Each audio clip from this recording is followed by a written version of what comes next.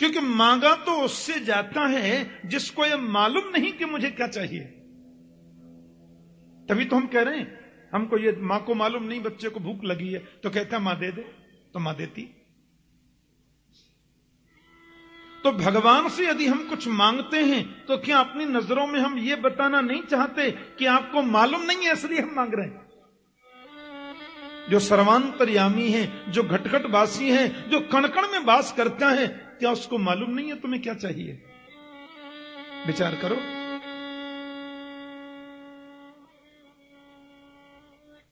और जब उसको मालूम है कि मुझे क्या चाहिए, क्योंकि वो अंदर ही बैठा है, तो उससे मांग करके अपनी नजरों में हम उसको छोटा क्यों बनाते हैं? एक और बात, भगवान से कभी कुछ न मांगोगे तो फायदे में रहोगे। मांगना तो धोखा है, ध्यान देना, क्योंकि वो सब जानता है।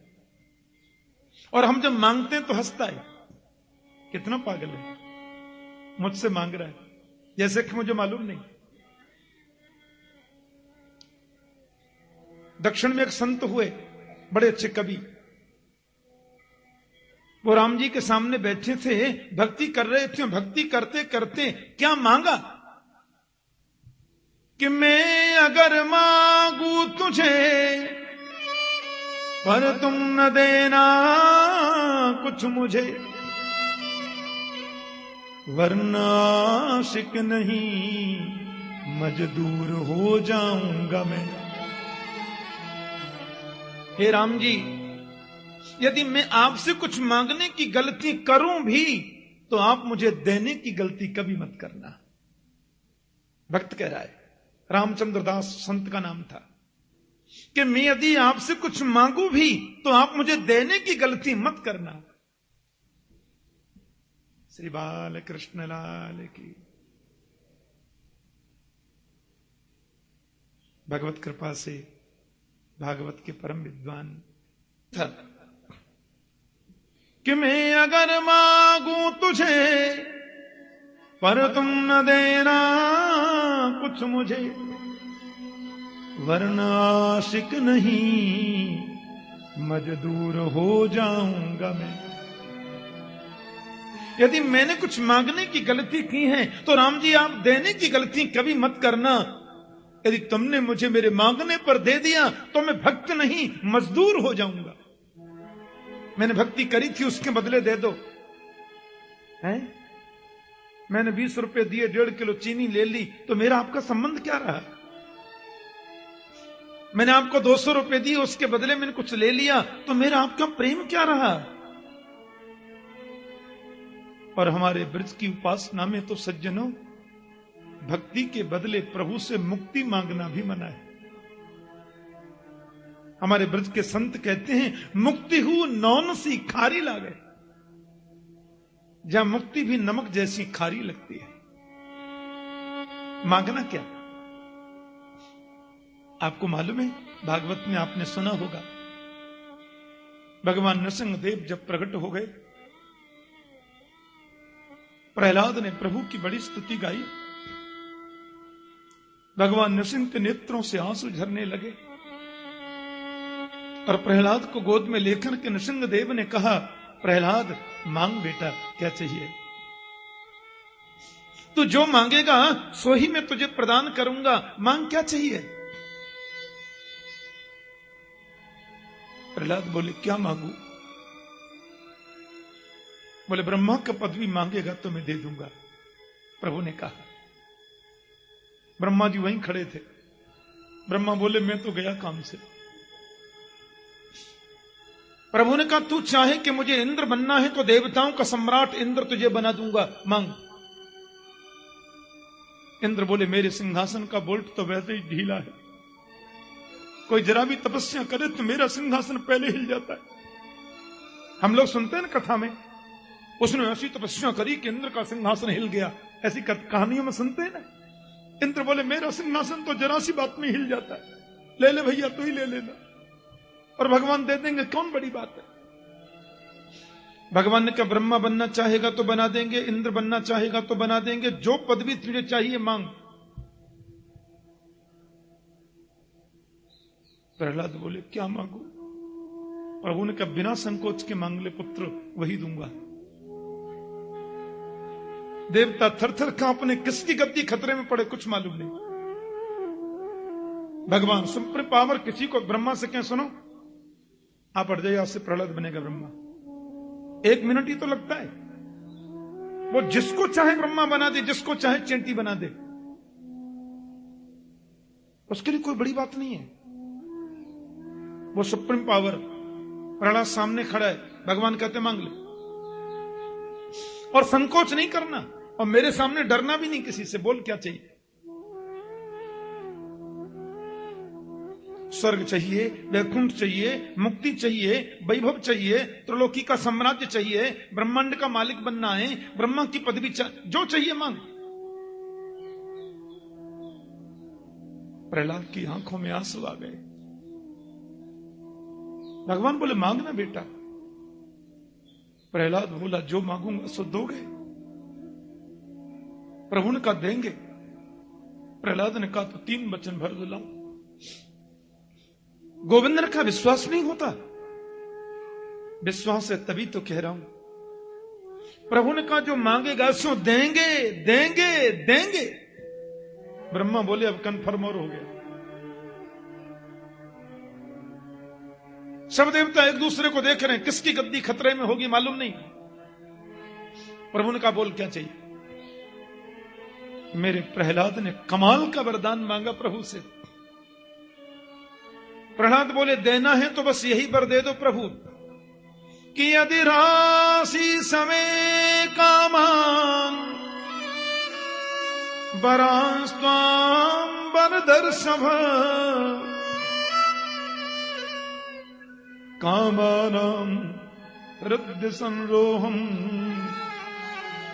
भवतस्तु वृणेवरम।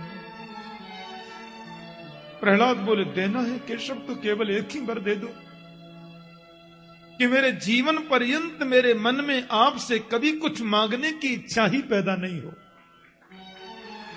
केवल यही वर दे दो। कामानाम हृदय संरोहम भवतस्तु वृणेवरम। आपके चरणों के अलावा और कुछ मांगने का अंकुर मन में पैदा ही न हो। रही मन वो नर मर चुके जो कहूं मांगन जाए, पर उनसे पहले वो मरे जिन मुख सो निकसत ना है। क्या मांगना और क्यों मांगना है? इसलिए प्रभु से मांगना नहीं है। किसी ने प्रश्न किया आप मांगने के लिए मना करते हैं, भक्ति में मांगना नहीं, तो ये मांगना शब्द बना ही क्यों? जब मांगना मना है भक्ति में तो मांगना शब्द ही क्यों बना? तो कहते हैं मांगना तो मांगने के लिए बना, तो मांगने को तो आप मना करते हैं। बोले हम मना इसलिए कर रहे हैं कि भगवान से वैभव मत मांगो, भगवान से संसार की वस्तु मत मांगो, भगवान से मांगना है तो भगवान को मांगो। बोलो जय श्री कृष्ण। भगवान को मांगना है, भगवान से नहीं मांगना, इसलिए मांगना बना है। और भगवान को भी मांगना एक शब्द आ गया। वास्तव में यदि तुम्हारे मन में है कि मुझे भगवान मिले तो वह भी मांगना जरूरी नहीं।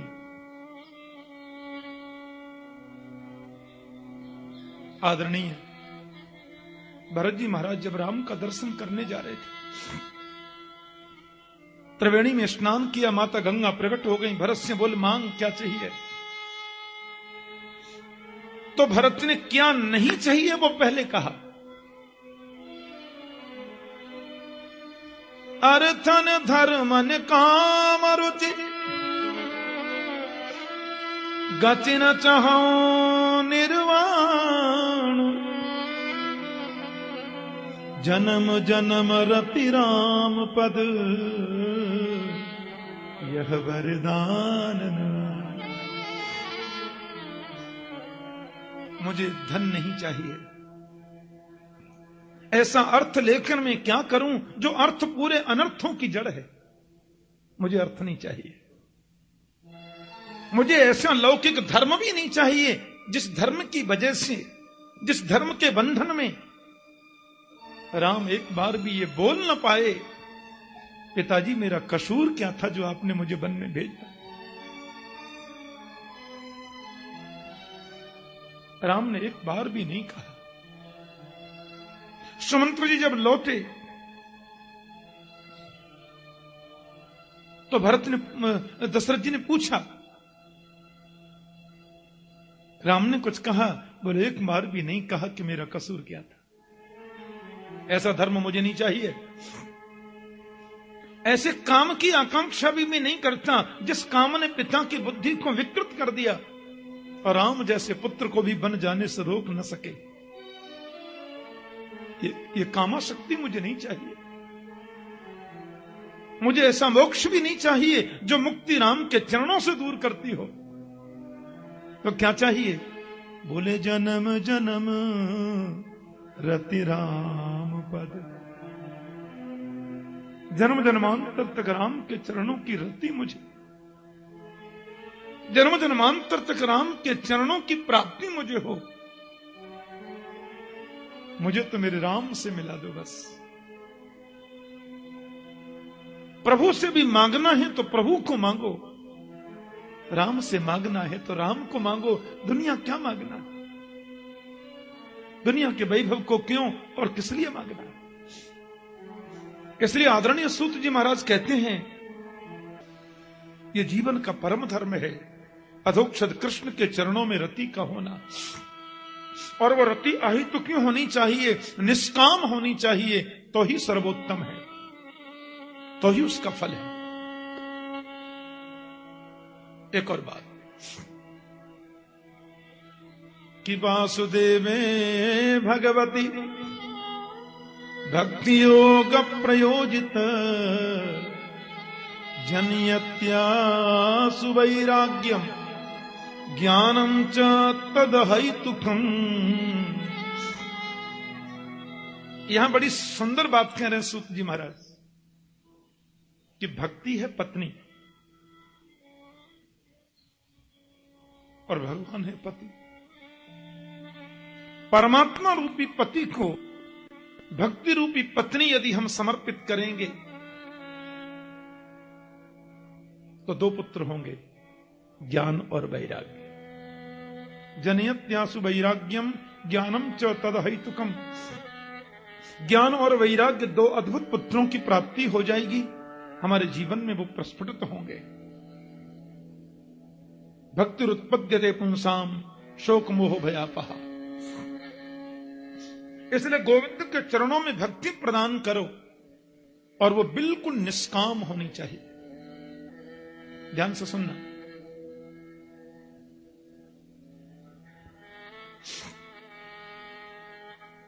आपने दूसरा प्रश्न किया था ऋषियों, किसको पूजें और किसको छोड़ें। उसमें निवेदन मेरा इतना ही था कि निंदा कभी किसी की मत करो, पर निष्ठा हमेशा एक में रखो। निंदा किसी की नहीं, निष्ठा एक में। एक है साधे सब सधे, सब साधे सब जाए। हम कृष्ण के भक्त हैं, राम की निंदा नहीं, क्योंकि राम कृष्ण नाम दो हैं, चीज तो एक है। राम कृष्ण दो एक हैं, अंतर नहीं निमेश। इनके नयन गंभीर हैं, उनके चपल विशेष। इनके नेत्रों में गांभीर्य है, उनके नेत्रों में चपलता है दोनों एक। अब हम तो कृष्ण के भक्त हैं, तो क्या हम वैष्णो देवी नहीं जाएं? जरूर जाएंगे। हाँ, हमारे यहां का बहुत बड़ा तीर्थ है, वैष्णो माता का दर्शन करने जाओ। जय माता जी, जय माता जी सब कहते चलो। और माता वैष्णो के दरबार में जब जाएं, वैष्णो के दरबार में प्रणाम किया, तो हल्के से बोल दो, माता बड़ा आलसी हो गया हूं, पहले 200 माला करता था कन्हैया के नाम की, अभी 20 रह गई है। हे मां, आप तो जगदम्बा हैं, ऐसी कृपा कर दो कि गोविंद चरणों में मेरी भक्ति और ज्यादा बढ़े। तो हमने पूजा किसकी कर ली? माता जी की। और चाह किसको? अपने मुरलीधर को। अनन्य भक्ति का मतलब ये बिल्कुल नहीं है कि हम एक की निष्ठा करें और दूसरे की निंदा। नहीं नहीं नहीं नहीं।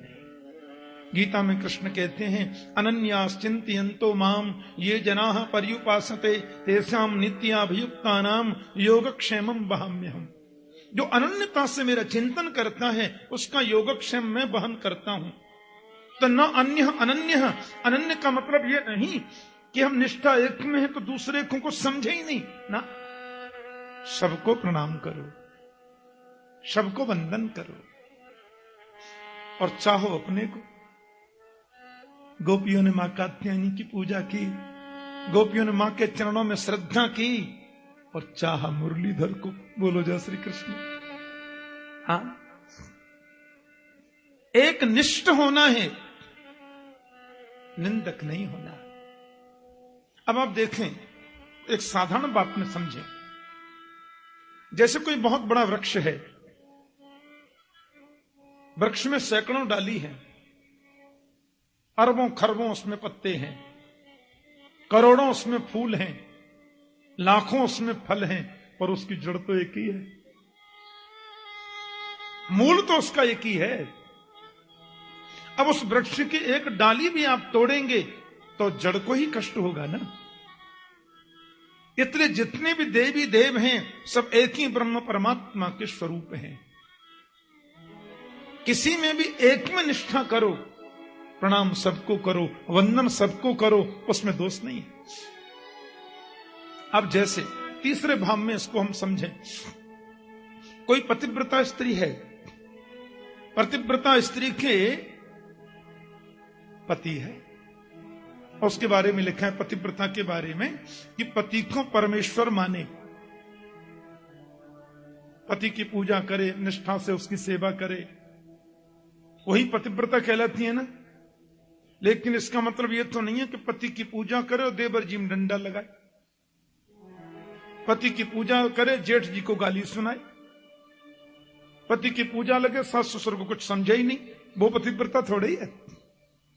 सासू की भी पूजा करो, ससुर जी का भी आदर करो, जेठ जी का भी सम्मान करो, देवर से भी दुलार करो, लेकिन पति का दर्जा तो कोई नहीं ले सकता। पति तो पति है ना। ऐसे एक साधे सब सधे, सब साधे सब जाए।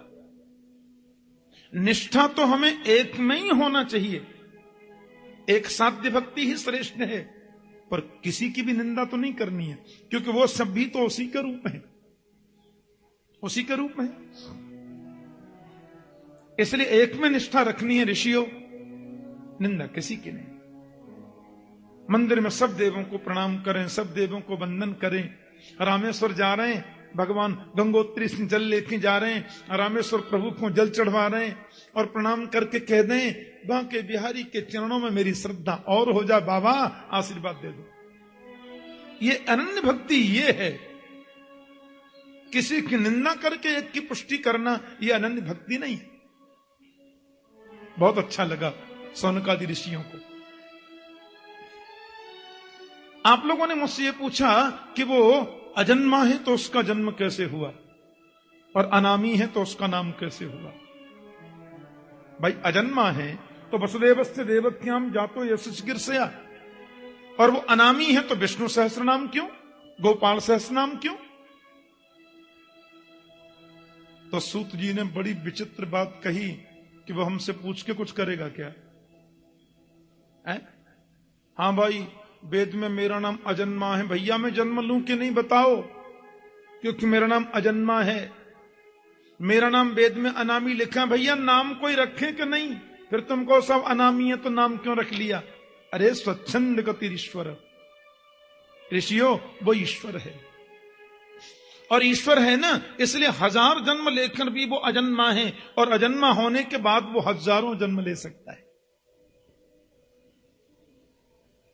यही तो इसका मतलब होता है।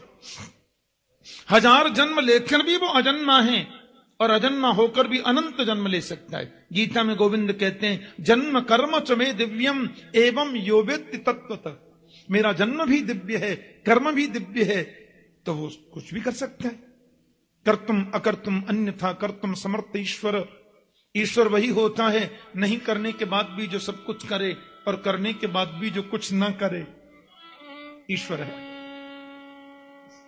निर्गुण होने पर भी जो सगुण हो जाए, सगुण होने पर भी जो निर्गुण रूप में प्रतिष्ठित रहे, वो ईश्वर है। भाव का भूखा हूं मैं, और भाव ही बस सार है। भाव से मुझको भजे तो भव से बेड़ा पार है। भाव बिन कुछ भी वो देवे, मैं कभी लेता नहीं। भाव से एक फूल भी दे तो मुझे स्वीकार है। अन्न धन और वस्त्र भूषण कुछ न मुझको चाहिए। आप हो जाए मेरा, बस यही मेरा सत्कर्म है। भाव बिन सूनी पुकारे, मैं कभी सुनता नहीं। तेर भक्ति भाव की करती मुझे लाचार है। और अंत में कह दिया कि बांध लेते भक्त मुझको प्रेम की जंजीर में, इसलिए इस भूमि पर होता मेरा अवतार है। प्रेम की जंजीर में भक्त बांध लेते हैं। टेम्परेचर जब माइनस में चला जाता है ना जी, तो पानी बर्फ बन जाता है। हाँ, पानी माने निर्गुण और बर्फ माने सगुण। टेम्परेचर जब 50 डिग्री में आ जाए तो पानी हो जाता है, बर्फ भी पानी बन जाती है। और टेम्परेचर जब -, डिग्री में चला जाए, -25, तो बर्फ हो जाता है। अमेरिका में एक जगह अलास्का, अलास्का में आप कभी देखें तो वहां नदी बह रही है, और शाम के टाइम में देखें तो वहां लोग क्रिकेट खेल रहे हैं, बच्चे वॉलीबॉल खेल रहे हैं नदी के ऊपर। बोले यहां तो नदी थी, बोले यहां बर्फ हो गई है, कल फिर नदी हो जाएगी। बोलो जय श्री कृष्ण। सवेरे नदी बह रही है, और जब तेज धूप हुई तो नदी हो गई, और जब ठंड ज्यादा होने लगी, टेम्परेचर माइनस में चला गया, तो उस नदी के पानी पर लोग खेल रहे हैं, बर्फ हो गई, नदी खत्म। तो भक्त के मन में जब दैन्य भाव जागृत होता है, अहम ही नारायण दास दास दासानुदास सित दास दास तद्भृत्य भृत्य परिचारक भृत्य भृत्य भृत्यस्य भृत्य माम स्मर लोकनाथ। और अपने आप को कहता है कि मैं तो बिल्कुल निम्न हूं, मैं तो निकृष्ट हूं, मैं तो ये हूं। और जब एकदम दीनता में आ जाता है, तो वही निर्गुण परमात्मा सगुण के रूप में प्रकट हो जाता है। पानी बर्फ हो गया।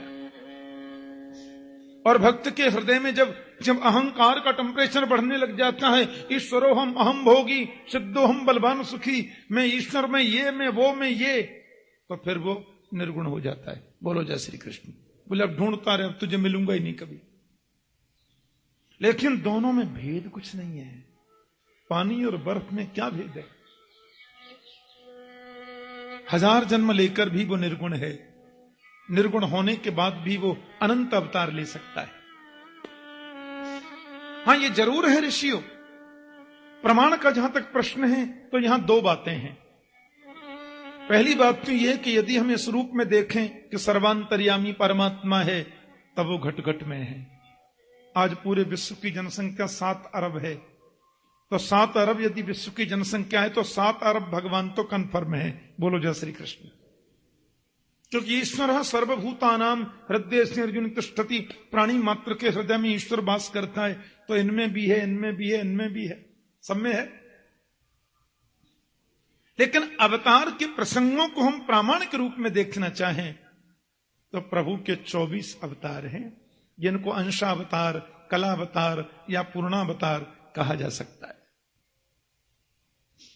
और उन 24 अवतारों में सबसे पहला जो प्रभु का अवतार है ऋषियों, उसका नाम है सनक सनंदन सनातन सनत कुमार।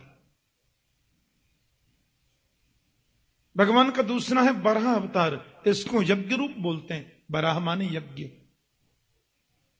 दक्षिण भारत में आप कभी जाते हो तो वहां हर मंदिर में आपको बराह भगवान का कहीं न कहीं फोटो मिलेगा। बारह को सबसे पवित्र मानते हैं दक्षिण भारत में। प्राचीन हिंदू मंदिरों में आप देखें तो खम्भे पर आपको बराह भगवान का चित्र हर मंदिर में मिलेगा। यज्ञ रूप, यज्ञ माने पवित्र। भगवान का तीसरा है नारद जी का अवतार, इसको हम आवेश अवतार बोलते हैं। ये भगवान के अवतार नहीं, पर भगवान का आवेश इनको आता है, इसलिए इसको हम लोग आवेश अवतार कहते हैं। भगवान का चौथा है नर और नारायण का अवतार। ध्यान से सुनना, जो बद्रीनाथ में तपस्या में लीन रहते हैं। पांचवा है श्री कपिल देव जी का अवतार, शंख शास्त्र के उद्गाता। छठवां है प्रभु का दत्तात्रेय जी का अवतार, दत्त भगवान, अनसुईया के यहां जो पधारे।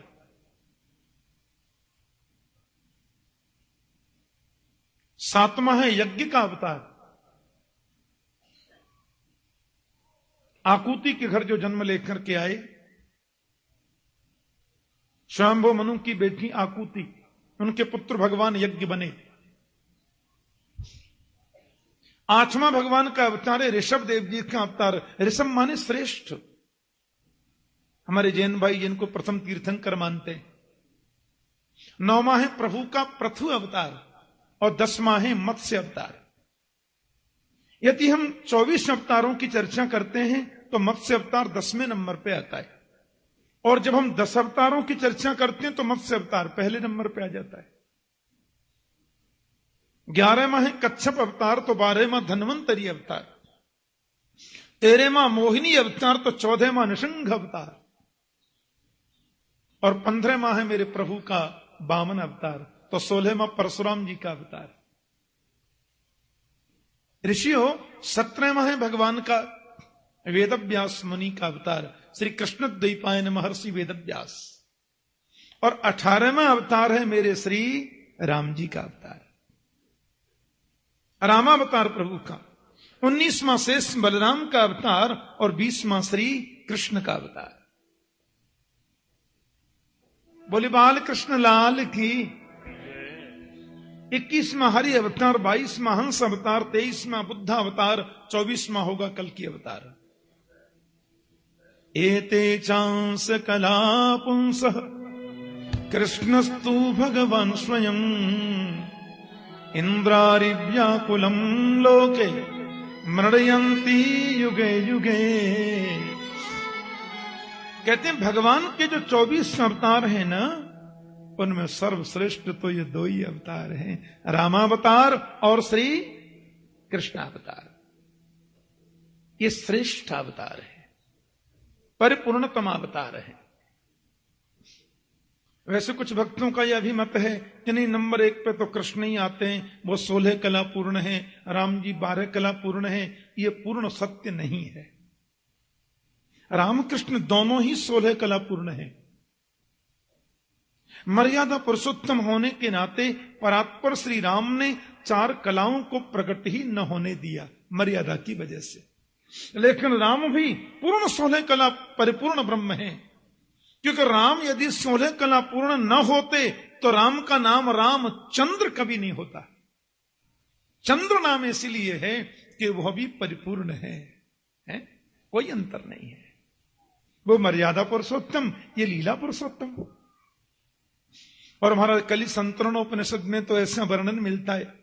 हमारे यहां जो वेदांत है ना, वेदांत को उपनिषद कहते हैं। उन उपनिषदों में एक उपनिषद है कली संतरणोपनिषद। तो कली संतरणोपनिषद में ऐसा व्याख्यान मिलता है कि देवता लोग ब्रह्मा जी के पास में गए और ब्रह्मा से बोले, क्यों जी, कलयुग में बहुत जल्दी मुक्ति का उपाय क्या है?